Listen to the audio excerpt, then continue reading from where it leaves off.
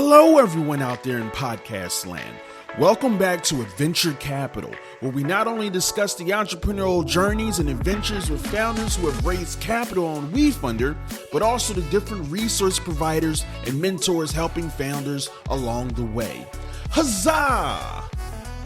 Digital Niche Agency is a marketing agency that helps founders run community rounds, and Tim Martinez is their intrepid co-founder. Tim is a serial entrepreneur who's been starting businesses and hustling his whole life. He's a personification of grit. As his LinkedIn profile pic asserts, whatever it takes. In this interview, Tim shares his thoughts on how founders can succeed in raising capital. WeFunder gang, take it away. So Tim, welcome to the podcast. Thanks for having me. Excited to be here. Yeah, let's get started. Would be great. We went for beers the other day and you were telling me your kind of personal story, which I think is really fascinating and cool. So you want to start there? Like what's your background? How do you end up as the founder of DNA? It's a long journey and I think we'd probably need 4 days to get through it, but I'll give you the version. I always say that I was the kid with the lemonade stand, and that's my story and I'm sticking to it. Really, I've always had an interest in starting businesses, and that's never left me. Ever since I was a little kid, the second I bought a lollipop for 20 cents and sold it for 50 cents, I was hooked on entrepreneurship. That's a good margin, man. 60% gross margin. That's a pretty good margin right there. You know, exactly. So my journey has really just been a series of starting businesses as a kid. I had a skate shop. I used to make t-shirts and sell them in high school. I was a DJ, I used to sell mixtapes. I used to be an event promoter. I mean, anything and everything I could do to just make a buck and start some little mini business around it. Right. You know, I have stacks of old business cards from all these little adventures that I had. Yeah, that's awesome. Before I was 20, you know, and I would bootstrap, I would get credit cards, or I'd borrow money from friends and family. I was doing all this stuff without even knowing. I never even heard the word entrepreneurship or investment capital. You know, I didn't have a traditional background. I didn't go to school. I didn't do anything. It was just straight hustling. It wasn't until many, many years later that people say, "Oh, you're an entrepreneur." And I said, "Well, what's that?" Yeah. You know, and then that's kind of like when the light bulb came in. So that's really like my foundation. And that's where I come from. So I treat a dollar today like I treated a dollar when I was 15. You know, I look at it and I say, can I turn this into 2? Can I turn it into 3? Mm-hmm. And when I'm thinking about starting a new business or an idea, I'm always thinking, where's the need? Where's the hole? What gap can I fill? What problem am I solving? Mm-hmm. Right? Even now, after so many years, I still look at everything the same way. So eventually what happened is I fell into consulting probably somewhere in 2006, somewhere in that ballpark. I had a lot of friends in my community that would ask me, how are you doing this? How are you starting these businesses? And I had actually got lucky and sold a few of them. And I said, well, I'll tell you what, I'll teach you how to do what I'm doing, but you could pay me to do it. So I remember I bought this book on how to start a consulting business. I mean, it's a fat book. And I sat there every night and I'm reading it and highlighting it. And it came with like a CD-ROM and it gave me all these templates. And I was like, this sounds like that dates it with the CD-ROM. It dates it, yeah. So I was like, this sounds like a cool business. You don't need any upfront capital. I could just use the skills and everything I have up here. So I started reaching out to trade shows and asking them if I could speak at their conventions, and they would let me come speak on how to build a retail store or how to write a marketing plan. That's actually where I met Jason, maybe 10, 12 years ago, my partner at DNA, at one of the events that I was speaking at. So, you know, kind of fast forward through the years, I got into consulting. I worked with companies big and small, thousands of companies to date all over the world, fell into investment banking for a period of time. About 8 years ago, my partner now at DNA, Jason, he and I had known each other for quite some time. And he said, hey, we should do an advertising agency. And I was like, yeah, sounds cool. Let's go for it, right? Because that's kind of my motto. I was like, let's roll. And he's super passionate about advertising, ad tech. He had spent some years in mobile and tablet advertising when it was just getting going, programmatic advertising. So we started DNA, and I had this little office in Hollywood Boulevard, and that's where we started. And it was probably maybe 250 square feet. We had 5 or 6 seats in there. Mhm. And then the Jobs Act came. And Right. then when the Jobs Act occurred, I had some friends over at some other funding portals, and there was no one promoting these types of deals. So I reached out to some buddies I had in the industry, and I said, "Hey, will you allow us to market your offerings?" And they said, "Sure," because there is no agency doing this per se. So when you started DNA, you were just focused on like a regular Yeah, agency, exactly. marketing agency, just working with companies to help them grow their customer base and revenue. And then you kind of maybe not pivoted, but you added in this new component of regulation crowdfunding, helping companies raise capital from their customers and community and through this Exactly. new law. And it was a nice fit, because if you think about marketing, and at the time I was still consulting pretty heavily. So if you think about marketing, I always say businesses really need two things. They need capital, and then they need sales. Those are like the two big ones, right? As you start to grow, you get into HR systems, all that kind of stuff. But really in the beginning, it's like, I need capital and I need to get some sales. So when the Jobs Act hit, Jason and I just kind of had a light bulb, and we're like, capital and sales, marketing and capital. I mean, it all comes and this is both. I love, especially for consumer facing businesses, this works better for. But if you spend 20 cents of ad dollars, if that's raising $1 of capital, that's a pretty expensive way to raise capital, right? Normally, if you're raising from VC, you're not playing 20 cents on the dollar. But if that 20 cents of ad spend is raising you $1 of capital, and also, getting you a customer who is now an owner of your company, and so is going to spend, have a high LTV with you, an LTV of like $1 of revenue, then you've got $1 of capital and $1 of revenue for the 20 cents of ad spend. And you're kind of getting two birds with one stone, and you're hitting, I always say, capital and customers, just to, I studied history at university, so I like to, be kind of flowery and alliterative with language. Capital and customers, and I love that. Capital and customers, that's great. That one's for free, man. You're welcome. I'll take that. I'm gonna put that in my back pocket. But you're hitting those two birds of capital and customers then with one stone. Sure. And there's like another way to look at it, which is, so I spent probably, I don't know, maybe a good 12 years just deep in the trenches of working with high growth startups, trying to raise that first round of seed capital, or in many cases, they're Series A up to 2 million. And in the traditional route, it's a dog and pony show all day, every day. So just to touch on that for a second, then, was this kind of in the consulting days? Oh yeah, absolutely. So this was separate to DNA. This was like separate to you're just DNA. kind of working with founders, trying to help them piece together the seed round, the Series A, from conventional investors, institutions, and angels, friends and family. Friends and family, bootstrapping, work with the SBA, minority loans, grants, anything and everything you could do to put dollars in your pocket. But I can tell you firsthand, you would spend maybe 6 months on the road, 6 to 9 months of just pitch all day long, and still end up nowhere. Here, if you spend that 6 to 9 months, you're at least going to do a fair amount of marketing. You get some customers in the door, get some capital and customers. And, it's not apples to apples. I always give this story of how I was chatting to this one YC founder at the WeFunder office one evening, and he told me that he came out of Y Combinator, right? Pitched at demo day, and then met with 100 investors in-person meetings. This was pre-COVID. 100 in-person meetings before he got his first check, right? And this isn't, this is a guy that just went through Y Combinator, right? Eventually, like, put the round together.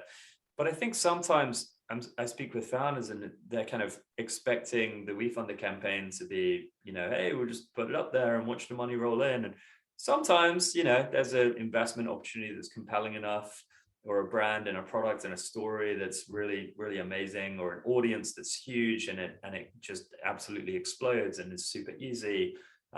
Mercury Bank's the best example. They raised 5 million on WeFunder in 5 hours. I think they sent one email to their customers. They have 40,000 customers, and so it just pops. And it is like very, very easy if you're a large company, super easy.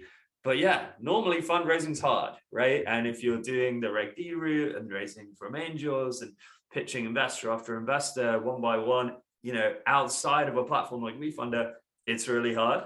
Mhm. It's months and months of hard grind for the founder.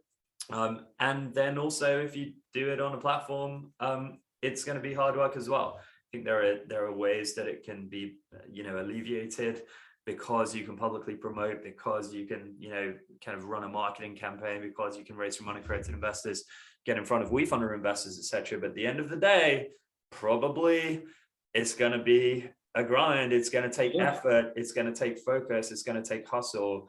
And so, I just think it's a really good point. I would back that claim. And for anyone listening to this, it is not for the faint of heart. Capital raising, the journey of raising capital, it requires grit. And it doesn't matter if you're doing equity crowdfund raise, a community round, or whatever it is that you are endeavoring to do.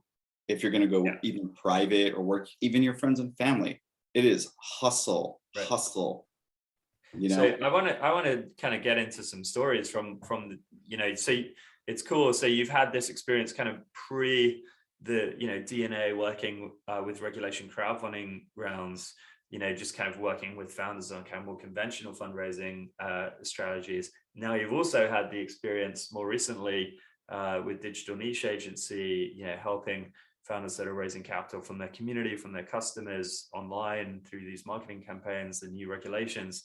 But let's start on kind of the experience, previously. Cool. What are some lessons that you took away? I mean, we've already spoken about the grind and the effort and like the grit that's required. But what are some other kind of things that you learned from advising, I don't know how many dozens of companies as they, kind of went on their capital journey? Yeah, sure. There's some foundations. Guy Kawasaki has this 10-20-30 rule. I love it because it's very simple, and it's 10 points that he always talks about in any pitch deck. But there's some foundational components that you have to think about. I don't know this rule. What's the 10-20-30 Sure. thing? The 10-20-30 rule is when you're doing a pitch deck, it's 10 slides, 20-point font delivered in 30 minutes, or I might have that flipped around. But basically the whole point of a big font is that it reduces you to having maybe 3 or 4 bullet points per slide. Right. And you're forced to present it in a really succinct manner. It's kind of less is more. It's you said this, maybe Mark Twain, maybe Winston Churchill, I can't remember, but it's like I would have written you a shorter letter, but I didn't have time. Right. It's like it takes real time and effort to distill it down to the key points, the 20-point font. Many people get verbose and they get carried away with their pitch decks, and they can spend 6 months working on a pitch deck. So how important do you think the pitch deck is? Because I always kind of, that's, for some companies, it's like, it's the offering page now. In this context, it's the offering page. So the question is, how important is an offering page? Yeah, but do you think it's like, because I guess my point is, right, like if you've been in the market for 2 years and you have a flat growth trajectory, no kind of, amazing pitch deck is gonna salvage that situation, right? So well, I would say it's the art and the science. So when you're actually doing legitimate pitching, there's the art and the science. The science being what your price per share is and your growth trajectory, your quantifiable bits of the business, total addressable market, the metrics, the KPIs, the CAC, the LTV. Science. And some people want science, but everybody needs a little bit of magic. This is theater in many cases. It's Steve Jobs. It's being bigger than yourself. It's believing in something. It's inspiring. It's saying, I'm the leader that you're going to invest in because, listen to my passion and I'm going to pull it all together kind of thing. Now, you can't only have that. You have to have the other piece, but most people just are leaning too hard on one or the other, right? Because we've seen plenty of pitch decks combined. I'm sure you've seen some beautiful pitch decks, growth trajectory, everything looks great. But then you speak to the founding team and it just feels very flat. You're like, I'm not sure if you're the right team. I mean, everything seems great, but something's missing. So that's why I say and what you want, right, is like, it's a founder that's like super awesome, amazing, but they need help on the pitch deck because they haven't like captured it, because maybe their skill is like, you know, building products as opposed to telling a story. And so you can kind of then help them up level that. But I mean, this is like a you know, there's probably not really an easy answer to this question, or any answer really, but like, you know, can improving the narrative and the story take a founder from, you know, struggling to raise like 150 grand to like immediately raising 500 grand or $1 million? Like, is it that important? Or is it like, no, if you're struggling to raise 150 grand, even if you have the perfect pitch deck, maybe then it's slightly easier to raise 200 grand, but it's not kind of an order of magnitude different, you know? Sure. It's like, why does one person move to Hollywood and become a famous, successful actor, and another person moves there and lives there and goes to every casting call for 20 years and never gets their big break, and then they move back home to Ohio? Right. Why does one founder have all the components and everything's great and the market is perfect, and yet they don't raise, and yet the kid who started a crypto thing in his bedroom went on to raise 50 million? Why is that? Is it God? Is it the forces of the universe? Nobody has the crystal ball. So the only thing that we can focus on is foundational pillars. So we say, here's the right infrastructure. We know what the infrastructure and the framework needs to look like. Right. Beyond that, who knows? But if we can get the foundation right. So for example, problem solution. Do you have a strong problem solution? Do you have a good addressable market? Do you have a strong team? Do you have any intellectual property we can talk about? Do you have any milestones that you've met? Any market traction? How far, right? Just the basic stuff. I'm not unique in this. I mean, anyone worth their salt will tell you all the things I'm telling you. But when we're speaking with issuers, we say, is the foundation good? Are the bones or the infrastructure of the house good? Because if so, then we're going to give you the best shot at raising capital, because nobody can guarantee. So, so far, you kind of learnings, I guess, one, it takes grit, grind. It's going to be hard work. Just steel yourself for the effort. Secondly, you know, I like the 10, 20, 30 thing. I'm going to look that up. But I totally agree that 20-point font, you know, kind of keep it simple, really distill it down, lower the cognitive load for the reader. I think oftentimes I see WeFunder pages and it's like reams and reams of text and it's so long, and it's like, ugh, you know, I think it would be better if it was shorter. And then thirdly, the kind of the art and the science, like telling the story. You know, what other kind of lessons around like how? Yeah, you know, how I'll tell you one. I'll tell you one that this is a big one. I don't know. It's more qualitative. It's when your founder, specifically your founding team, are what I always like to say. Anyone who's really worked with me always hears me say, I want to be the best in the class. I want to be world class. I want to be the gold standard. So in my own personal consulting career, I've always fought to be the gold standard. You work with Tim Martinez, you're going to get your money's worth times 10. You give me $1, I'm going to give you $10 worth of value back. So when I'm looking at your offering page, am I saying this is the best that this industry has to offer or will have to offer? That's a great point. When I'm looking at your video, I'm like, this is bad ass. When I'm looking at your materials, I'm looking at your pitch deck, I'm looking at your social media, I'm reading your content, I'm like, I need in. I want in this company for whatever reason. Maybe I can't put it, it's that je ne sais quoi. I cannot put my finger on it, but there's something here that's pulling me in, right? What is that thing? You got to stand out from the crowd.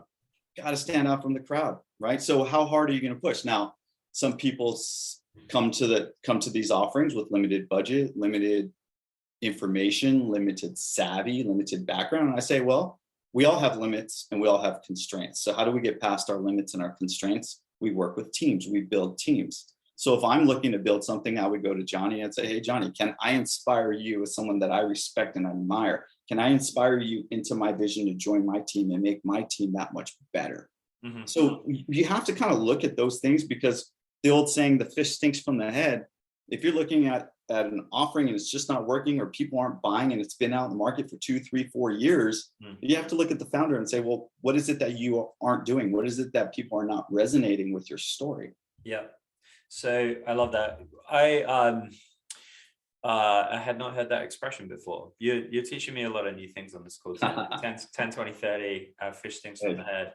Okay, so I want to shift gears a little bit and now kind of, thinking about, founders running community rounds on a platform like WeFunder, working with DNA.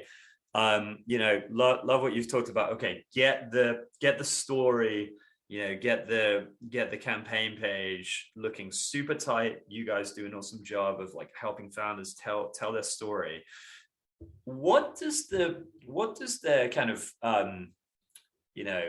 their weeks as they're building up to the launch, kind of subsequent to the launch, like what are they doing with their time? How are founders like spending their time? Are they reaching out to journalists? Are they reaching out to investors? Like I'd be super interested. And again, kind of leaning on your experiences before the Jobs Act piece. Just curious on the tactics, the actions that founders are taking once they have this awesome pitch deck. Sure. There's the what's your responsibility versus what is our responsibility. As a marketing agency, look, we're fee for service. It's very simple. It's transactional. People come to us, we provide services by way of content, graphic design, you name it, right? Advertising. But it shouldn't end there. The founders have a responsibility as well. So what should a founder be doing? Ideally, building strategic partnerships with businesses, with the media, with influencers, with anyone that they can access an audience. Because at the end of the day, this is marketing and we need more eyeballs on the campaign page. So yes, we're creating advertisements, we're putting them out on Facebook and doing everything that we do on our end. But if, let's say, a founder calls us and says, great news, we just partnered with Costco and they said that they're going to do a test in 20 stores, a pilot. Great, I can now write about this. I can now feature it. If the founder calls us and says, hey, great news, Rolling Stone wants to feature us on the cover next week, right? In a perfect world. Awesome, great. Now we can get behind it. We can put some more wind beneath the sails. Now, granted, we're reaching out to publishers. Again, we're running the ads, we're doing the content, but how much better is it when not just the founder, but the founder, the COO, the board of advisors, anyone and everyone in this pulling together. It is not a siloed solo act. It's not, here, cut us a check and then we'll go do everything. Right? The more we can work together, the better. Now we're positioned to do everything from end to end because we're a full service agency and that's what agencies do. But how much better is it if we're working together? Right. You're an entrepreneur, serial entrepreneur, since the lemonade stand with the high gross margin in your youth. And you're a hustler. You use that word. If you were launching a WeFunder community rounds like next week, what would you be spending your time doing? Well, first of all, I wouldn't launch a WeFunder campaign next week.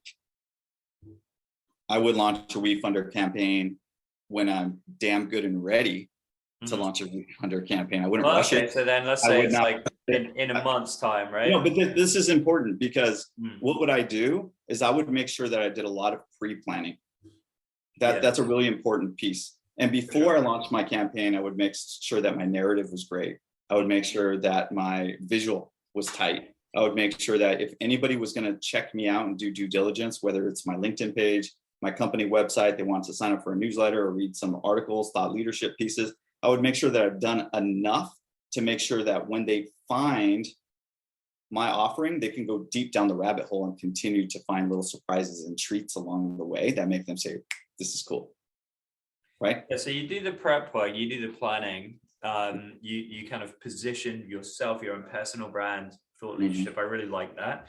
And one thing, right, it's like I get frustrated by sometimes you see things and there's just little things that are off, right? Like the Twitter URL like 404s, right? Or like when like the LinkedIn like photo, there's no like background photo. Well, just small things which like it just they kind of compound, and it's like any reason an investor can have to not invest. Listen to this one. Here, this is an easy one. I would pull out the phone out of my pocket, and I would find an opportunity to speak into this device every single day as the CEO and speak into the universe and say, hey, everybody, here's who I am. Share this information. Tell your friends. This is what we're up to. If you know anyone out there, join me. Call me. Here's my actual phone number. Call me right now. I'll pick up the phone. Let's do a live. You got questions? Let's go. That's This what is I mean, man. You're a hustler, Tim. putting your phone number out there into This is Hustler Tim. And just so everyone knows, my phone number is 626-533-9099. You got questions, call me. Oh, that's amazing, man. And I can attest to that because you texted me this morning. That is awesome. The first ever podcast guest to share their phone number. That's my personal phone number. You heard it. Blow me up. Text me. We're gonna blow up your phone, Tim. Blow my phone up. But for real, like honestly, like why not? What are we really doing here? Yeah. One day we're all gonna be I'm also dead. interested though, like right now we're alive, so we gotta live. I love it. I'm also interested though. You kind of you got the awesome deck. You've kind of got the. I like the kind of talking into the phone, putting that out there. Like if you want to talk to me, come hit me up.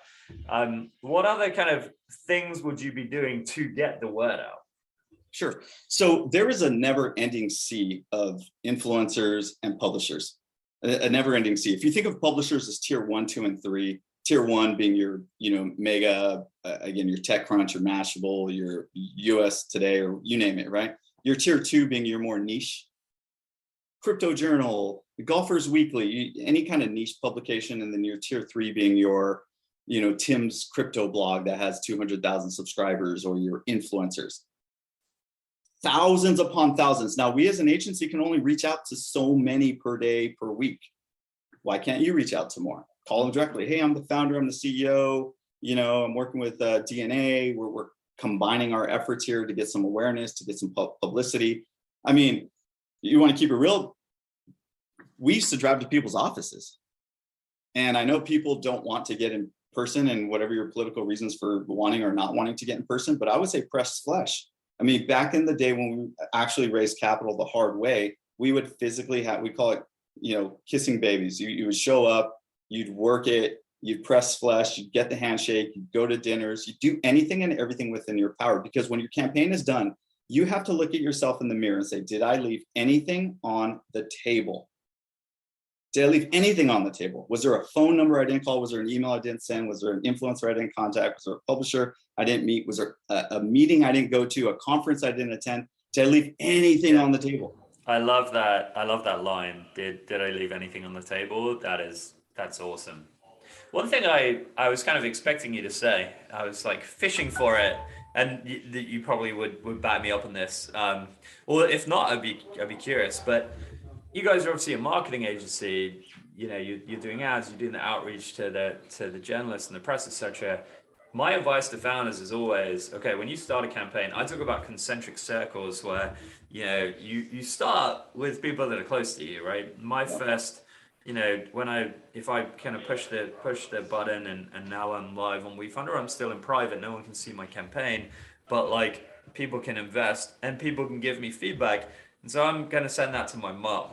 Yeah, exactly. And I know she's going to invest, and I know she's going to take the time to read it. Funny? And if there's any spelling mistakes, she's going to tell me them. About the concentric circle. The reason I didn't say it, and you're right, is because I feel like that's just a given. But you're so right, because you're slowing it down. I don't think it is a given. Maybe for you and me it's a given, but I see a lot of founders where it's like, day one, okay, like let's push it out on Facebook, right? Or another thing I see is, because we have this policy, okay, when you pass 50K in investments on WeFunder, we can include you in the email blast that goes to our 1.4 million users, right? And so founders are always like, hey, can you send this email? Can you send this email? Like, when am I going to get exposed to your investor base? And I'm always like, I mean, we can, like, you pass 50K, but if I were you, I'd wait, because if you make the first impression, you only get one chance to make a first impression.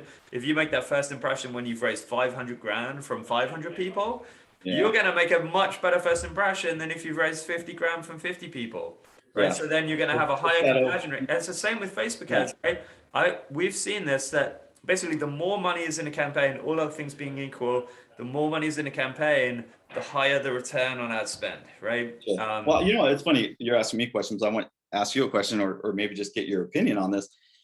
my position is the art of simplicity is ultimate sophistication. So if I can explain your offering to my 15-year-old son or your 8-year-old boy or whatever, if I can explain to them, they get it, go, oh, that's pretty cool. I feel like we're onto something. Right. Don't overcomplicate it.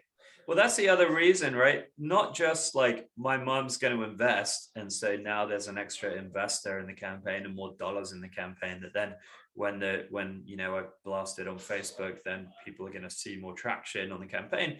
But also the people you show it to first, the people you trust in that inner concentric circle, people in your kind of close network, they're going to give you feedback, right? And take the time because they care about you and they want to help you succeed. Mm-hmm. Going to take the time to give you feedback and help you iterate on the messaging, so that then, by the time you kind of promote it more broadly, those outer concentric circles, you've iterated on a lot, you've polished it, you've got a lot of feedback.